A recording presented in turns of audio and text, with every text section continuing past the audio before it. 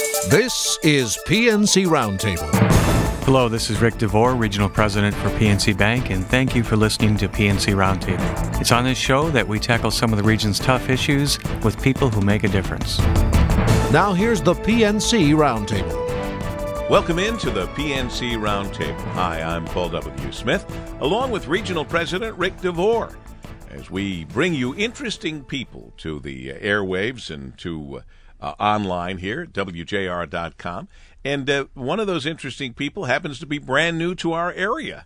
He is the new president of Oakland University, George Hynd. And I'll tell you, Rick, I'm looking forward to spending a little time with him. We've talked on our morning show as well, but have you spent very much time with him? Oh, we have. I was on the search committee for the new president, and as you know, I'm a trustee. That's right, you're a trustee for Oakland University. It's been a busy year at Oakland U, and so now I'm real excited.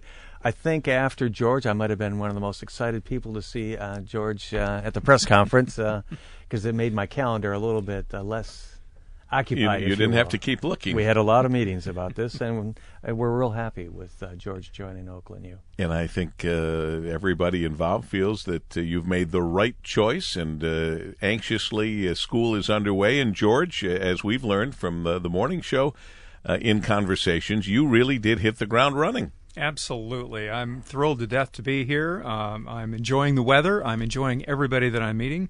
Our students have now moved in. I feel energized by by everything they brought to campus. We had convocation yesterday and officially welcomed all of our students to campus. And it's just great to, as you say, jumping in with both feet. I mean, why not? If you're going to get started right here and right now. And you have a particular set of ideas and goals in mind in the first 100 days. Mm-hmm. Well, certainly I do, and I'm working on actually developing a pretty comprehensive list. At the top of that agenda is getting out and meeting you and meeting other people in the community, getting to know them, to be able to associate a name with a face, and finding out all of the people that really do not only support Oakland University and all that we do, but really are the opinion leaders in the community. My job is to carry the message about all the good things happening on campus and really to promote our brand, not just throughout Michigan, but in the region and nationally. President Hynd, what was it about Oakland University that attracted you to the school? Well, I was familiar with some of the research that had been done by faculty, and we're talking several decades ago, so I always knew about Oakland. When the opportunity came up to take a serious look at Oakland, I did my own due diligence and was absolutely thrilled to see the high quality of the faculty, the fact that Oakland has grown into a comprehensive Research One institution. And what that means is we offer not only a number of undergraduate degrees, but certainly graduate degrees to attract some of the best minds in the country to our graduate programs and the research being done by our faculty. To me, that was very appealing. Can you tell us a little bit about your professional history? Well, I started out actually teaching elementary school, and one of the things that fascinated me about teaching elementary school was not only the joy of working with students as they learn, but I was also fascinated by the fact that some students, despite obvious ability, seem to have learning disabilities of one kind or another. That eventually led to me pursuing doctoral research and becoming an academician. And most of my research focused in on trying to get a better understanding of how brain development contributed to some of the behaviors and challenges that we see in young children. And while I was having a very active research career, I increasingly had more opportunities to contribute in administrative positions, and eventually led to being a dean at Purdue University, and eventually being provost at the College of Charleston, and of course now being at Oakland University. Oakland University has about 20,000 or so students. Your other university that you were provost of had about 10,000 students. So you've doubled the size, but there's been a real growth spurt at Oakland University. I presume you want to continue that growth spurt? Well, I think we would like to make sure that if we continue that growth spurt, that we do it in a smart way. We want to make sure that we're offering the kind of undergraduate and graduate programs that are going to attract students for all of the right reasons, not just so that we can continue to grow our enrollments. We want to make sure that if we do grow our enrollments, that we do it not only in concert with developing high-quality academic programs, but also it's smart, and it doesn't lead to significant increases in the cost of going to college. We want to try and contain costs. Ric DeVore, as trustee at Oakland University and on the search committee, and you looked at a lot of people, a lot of different places, and you decided on George W. Hynd, the new president of Oakland University. How important was it to you, Rick, that he is a research psychologist by training, and that you have a growing medical school that's going to graduate its first class? How big a role did that play in your decision-making? It's an important issue because it gives, obviously, credibility to not only the students, but the faculty and the parents and the various constituencies. It was an interesting journey, I'll just offer, on this subject, because when we started this search, there was a group that wanted actually a guarantee that we would end up with somebody just like George. And we... Really? That didn't... that was not passed, and we thought that we should continue to have a search that was open maybe to JDs or other people that may not be in the education space. Case in point, obviously Purdue, being the former governor of the state of Indiana. So there was some controversy with that. I find it ironic that we ended up exactly at that place. And I think research shows that most of the universities still, I think some of these other appointments get a lot of fanfare, but still I think having somebody that has applied for grants, that has gone, that kind of distance, I think gives you a lot of credibility. But that probably wasn't, that was a big part of it, but I will tell you that this is my running joke a little bit with George, in addition to being the second most famous person with the initial W, as you pointed out this morning, in Detroit market after Paul W. Smith, is that he appeared to want this job more than any of the candidates, as evidenced by, this is a kind of a pun, but excuse me on it, but his homework. He knew more about Oakland than I think some of the trustees knew. Well, you got to love that. And you do, and it demonstrated to me that he wanted the job, and his wife, Allison, is a big part of this. She wants to be here, and I think it's really important to have somebody by your side that's committed. She's also a doctor. So, I think this is, all those factors contributed. But the biggest one, I think, was the one you mentioned, Paul. Where would you say, President Hynd, you stand on online, or I think it's also called distance learning? I think it's just part of the portfolio that universities need to offer to students for a variety of reasons, not the least of which is that increasingly, while the traditional college-age population continues to go to college at in increasing rates across the country, more people are returning to college. And if you're holding down a full-time job or even a part-time job, distance education allows you to take coursework that moves you toward a degree or a professional certificate, or just improves the skills that you currently have in working with your job. So I think it's just part of the portfolio that all universities, and Oakland included, need to offer to students of all ages and of all occupations. We talked this morning about the size of the school and the advantage of not being a school with 60,000 students or whatever it might be. We also have traditionally considered Oakland a kind of a commuter school, and I think that's good, that's necessary. But are there is there anything in the works to change that perception, or is there a need to change that perception? That was actually one of the things that I found attractive about Oakland University, is the fact that it does have this reputation of being a commuter school, but the fact of the matter is 17% of our students currently live on campus, and we just had move-in on Friday, Saturday, and Sunday of this week, and there's a prevailing appreciation of the fact that we probably could increase the number of students that are living on campus. There's reason to really want to move more toward having a residential campus, because there's very good research to show that students who live on campus, they graduate at a higher rate, they graduate earlier, they tend to come back in their sophomore, junior, and senior year, and they tend to just do better in their pursuit of their college degree. There's also an opportunity, by having more students on campus, of really creating a much richer campus environment, a life that attracts the students and keeps them on campus as they develop their social networks that end up being supportive networks that facilitate them moving toward their degrees. So these are all opportunities, I think, that we have to discuss as we move forward in developing our strategic plan this year. And this is a question for both of you, but George, you're new to this whole scene. I know you have some answers to this, but I'm going to hold you, Rick, to this one first. With all the faculty and students coming back to OU this fall, as they're arriving now, they're in for some big surprises.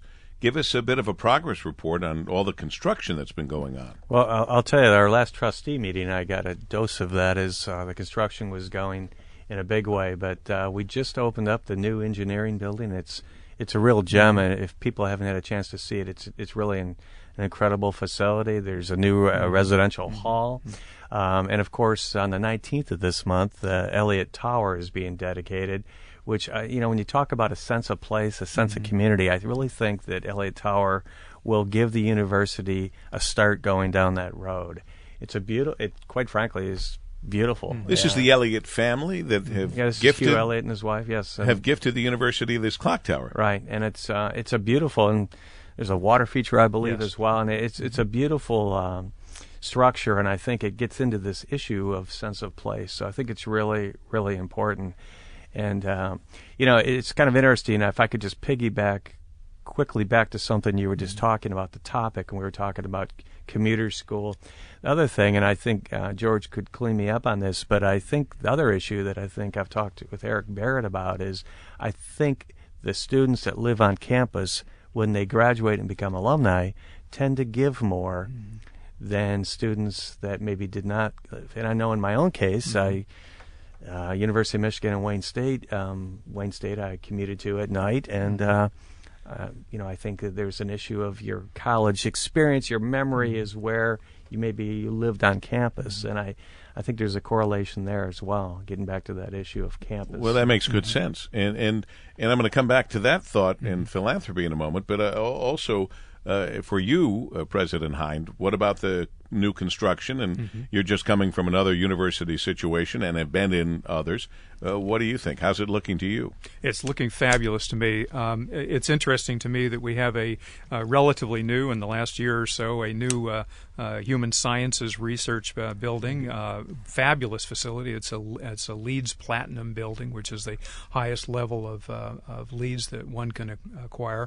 We have certainly the clock tower going up. We have the Elliott Tower. We have the engineering center that really is going to, I think, accelerate the engineering programs, attract more students to engineering. In fact, our engineering enrollments are up. I'm very intrigued by that. One of the other things that really does strike me is that we have essentially a new school of medicine. In fact, I was just talking to the dean yesterday. We have 4,200 applications for essentially 100 slots. Wow. I was looking at the actual students who are starting the School of Medicine this year. Fascinating students, extremely well qualified from literally all over the country. About half of them actually are from Michigan, but the rest are from all over the country.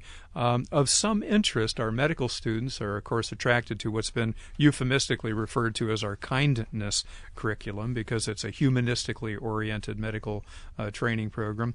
But of the 100 students that have been admitted this last year, 30 different languages are spoken by our students. Wow. These are students that are going to be able to go out once they finish their medical training and communicate broadly with citizens from all over the globe. And I appreciate the fact that we're attracting those students. Overall, President Hynd, how important are out-of-state students to Oakland University? Because for many of our universities in this great state of Michigan, that's been very helpful to them to keep their tuition down for in-state students, because they charge so much for the out-of-state students. That helps carry the burden.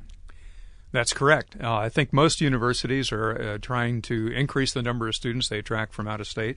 Certainly, we will continue to recruit from out of state and internationally as well.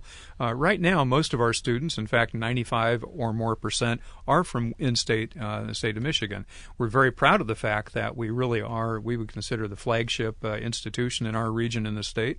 We're very proud of that, but at the same time, I think all universities want to diversify the students they have on campus for a couple of reasons.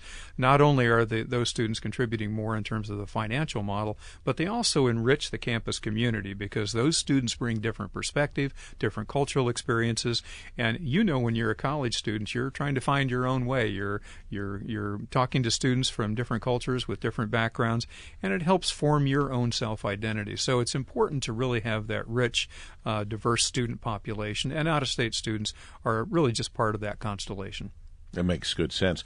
Back to the Elliott family's gift for the Elliott Clock Tower, it brings us to philanthropy. And philanthropy is important to all universities. All university presidents have become pretty expert in the art of raising money.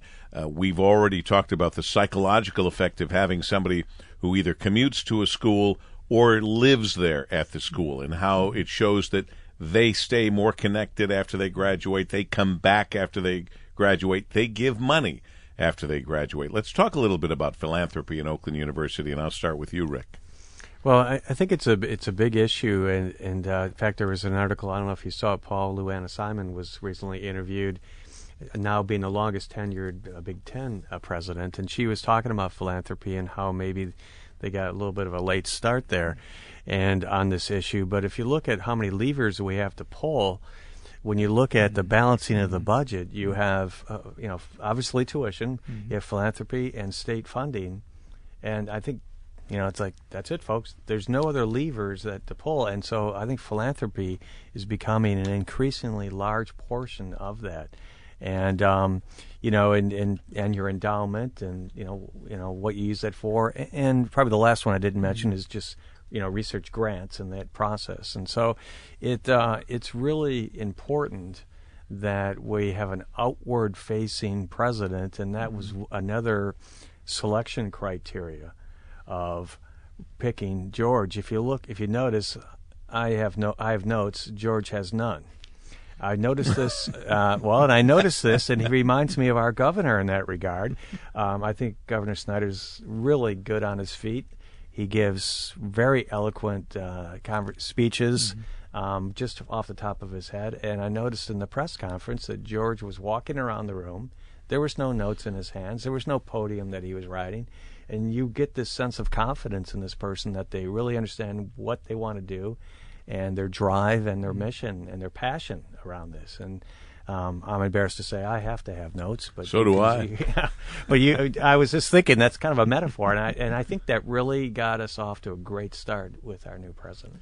Excellent point, and maybe you want to respond to that point, Dr. Hynd. Well, I certainly appreciate the incredible confidence that the Board of Trustees has shown in, number one, my selection, but also in our conversations moving forward.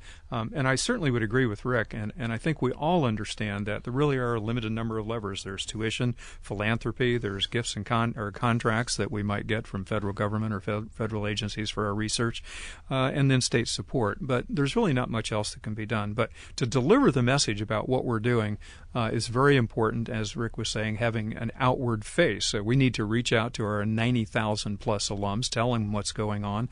But we also have a number of supporters that, like the Elliott family. And my job as president is really to connect with those supporters in ways that ignite their passion. And there's very good research to show that when people make gifts to institutions, they tend not to make it to the institution per se, the Elliott gift being a wonderful exception to that, because that really is going to define our center of campus. But they tend to give to programs or faculty that are consistent with their passions. So my job is really to connect with people who are supporting us or might support us, find out more about what their passion is, and try and connect them back to the institution. Very good research to say that you can have strategic plans, you can have development teams, you can have a president that's a very strong advocate, but frankly, people who donate and support institutions tend to connect best with the faculty and the students.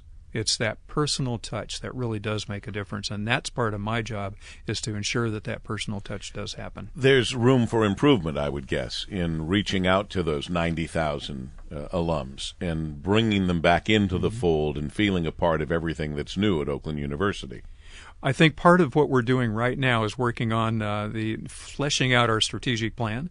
My aspiration is to bring to the board here this next semester a complete strategic plan that's gone through all of the internal vetting processes by the faculty.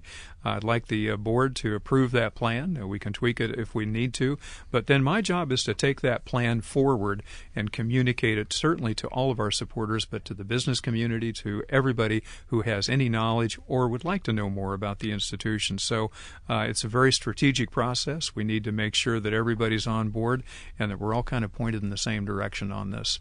Isn't it kind of nice, as trustee, Ric DeVore, at Oakland University, on the committee that searched for president, isn't it kind of nice to sit next to him right here, right now, and hear how he's presenting himself and make you feel like you made the right decision? Oh, it really is. Can you imagine if you were sitting here and he was embarrassing you and you're going, oh, boy. But this is my second conversation with him, and I think you made a tremendous decision, a tremendous choice. No, I really think we did, and it's kind of interesting though. It's like hiring anybody else, right? It's like you're in it now, and you don't know for sure until it happens, and it's happening. And it's really it's really exciting to me because I'm probably a decent example. I left this region for 19 years. I came back a little over 4 years ago now, and Grand Valley and Oakland kind of surprised me. I came back, and they were these much bigger institutions, and I must admit, when I lived here in the 80s and I left in 1990, I didn't know a lot about Oakland. The only thing I knew was one of my cousin's daughters got a PhD there, and I missed the graduation. But and it's, I think, to that point, I think we've found the perfect person to be our outward person. I don't want it to sound like that's all George is going to do, but I think you can see that he's very good at telling the story. Well, now there is an awful lot of pressure on your shoulders we've just placed there, George. So this is the beginning. Let's jump way ahead to the end, and let's talk about the legacy of President George W. Hynd. Let's talk about what you would love to have people say about the Hynd years at Oakland University, the impact that you had, the changes that you made, or the way the university is viewed when you're all said and done. I would like to say that the legacy is that we have taken an institution that is already known for being very student-focused. In fact, if you go back to the history of Oakland University, you can find that Matilda Dodge Wilson, who of course really was the genesis of Oakland University, was very much dedicated to the liberal arts. In fact, in it was her request that half of the undergraduate curriculum be devoted to the liberal arts. Having said that, we still have a liberal arts curriculum, so we're honoring that history. But at the same time, I would like the legacy to say that building on a solid liberal arts foundation, we have excelled in attracting the best faculty in the country and perhaps even internationally to produce programs of outstanding excellence, not only at the undergraduate level, but at the graduate level, with some, I would say, gems in the crown. That would be programs in the health sciences. We have a school of medicine. We have a school of nursing. We have allied health programs. We have human sciences programs. We really have a cluster of excellence in the health sciences, generally speaking. We have an engineering school that is growing, engineering and computer science, that is actually growing, attracting more students. We will be more well known, I think, in the next 20 years for our programs in the health sciences, engineering, but also there will be a greater appreciation for the fact that our undergraduate programs have grown out of the liberal arts and still reflect the liberal arts philosophy of learning how to be widely read, critical thinkers, communicate well, being able to engage in respectful dialogue. That really is the core of our curriculum, and it's also part of our legacy, I think. This is a very sports-oriented town. Where do sports fit in the college experience at Oakland University? Well, I think they are absolutely central in enhancing the student experience. We want the students, of course, to be engaged with their professors, and the academic experience is preeminent, of course. But I think sports of all kinds, whether it's lacrosse or soccer or basketball, at any campus really provide an avenue not only to attract students that have athletic inclinations and abilities, but also to engage students in I would say programs of pride. The fact that we have had a long history of excelling in swimming. We've attracted some outstanding swimmers from not only inside this state, but out of this state as well. That's a point of pride. In fact, we have a wonderful natatorium. Students can attend those They can cheer on the team. Those things really build a sense of not only campus identity and a culture, but also after students graduate, they remember those things. So I think athletics, we have a new athletic director. He's hit the ground running himself, and it's going to be an exciting time to be at Oakland University. I think that's a good point, Mr. President, the point of pride. And it also ties back in with the alums, which then ties back in with philanthropy. Right. It just makes good sense. You're It's right. another way that people connect and stay together and come back and root on their school. Absolutely. Well, I just want to say that in my 2 times I visited with you already, I've been most impressed. I have a feeling we're going to be hearing lots and lots more about Oakland University, which has been kind of quietly there. Right. I think that that's the quiet period is over. And as Oakland University's new president, George W. Hynd, we welcome you and we offer our support in any way we can help you along the way. I greatly appreciate that, and I've really enjoyed getting to know you, and I'm looking forward to delivering more good news on many opportunities. All right. And Ric DeVore, I leave it to you once again for the final word. Well, this has been an interesting journey for me personally. I think it's a privilege to serve in these capacities as trustees, and you've coined the term PNC DNA on this program. And as you know, we're very dedicated to the education space, but for me, this kind of bookends my personal resume, if you will. I'm very involved in early childhood at one end and the other end college, and it's really exciting for me to kind of be involved at both ends of the spectrum, which are both extremely important. So for me, this was kind of a natural, and it's an honor to serve. It's a good point, though, because in the PNC DNA, it's always been what we've mostly talked about is early childhood development, which is so very important. I mean, it's just, let's face it, we know that it is extremely important to get a hold of these kids to help them early on so they can move along and, in fact, come to this level of education. Right. So you really are doing start to stop. So which is pretty cool, for me personally. Yeah, I would and it's think very so. rewarding. And like I say, it's an honor to serve. And quite frankly, I think the trustees get a lot out of it. It's pretty stimulating to be, around students, and it's exciting. And they ask questions in a different way you haven't thought of. And I think it helps you. Keeps you on your toes. Absolutely.